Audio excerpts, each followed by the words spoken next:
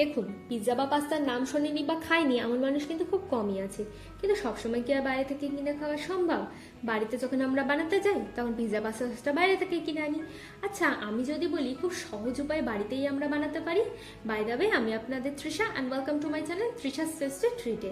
আর আজ আমি আপনাদের জন্য বানাচ্ছি পিৎজা পাস্তা সস। তো চলুন শুরু করা যাক।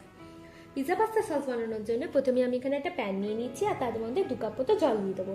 এবার আমি এতে একে একে 4টে টমেটো দিয়ে টমেটোগুলোকে ভালো করে সেদ্ধ করে নেবো। টমেটোগুলো সেদ্ধ হয়ে গেছে, এবার উপরে খোসাটা ফেলে দিয়ে আমরা টমেটোটাকে পেস্ট করে নেবো। দেখুন, আমাদের টমেটো পেস্টও হয়ে গেছে। এবার আমি এখানে একটা চপার নিয়ে নিচ্ছি আর এতে একটা পেঁয়াজ নিয়ে নিচ্ছি, একটু ছোট করে টুকরো করে কেটে নিয়েছি। 10টা থেকে 12টা রসুনের কোয়া নিয়ে নেবো। 1/4 টেবিল স্পুন মতো আদা দিয়ে ভালো করে চপ করে নেবো। আপনারা কিন্তু হাতেও কেটে নিতে পারেন, কোনো অসুবিধা নেই। আমাদের চপ করা হয়ে গেছে। এবার আমি কড়াইতে 2 চামচ মতো তেল গরম করছি। তেল গরম করা হয়ে গেছে, এবার আমি ওই পেঁয়াজের কুচিটাকে দিয়ে দেবো, দিয়ে একটু নেড়ে নেবো। দেখুন, পেঁয়াজটা হালকা ভাজা ভাজা হয়ে গেছে। এবার আমি এর মধ্যে স্বাদ মতো নুন আর 1 চামচ চিনি দিয়ে আবার এটাকে ভালো করে মিশিয়ে নেবো। আমাদের মেশানো হয়ে গেছে। এবার আমি এতে এক এক করে দেবো 1 চামচ মতো গোলমরিচের গুঁড়ো আর 1 চামচ মতো চিলি ফ্লেক্স দিয়ে আমি আবার এটাকে ভালো করে মিশিয়ে নিচ্ছি। এবার আমরা টমেটোর ওই পেস্টটাকে দিয়ে দেবো।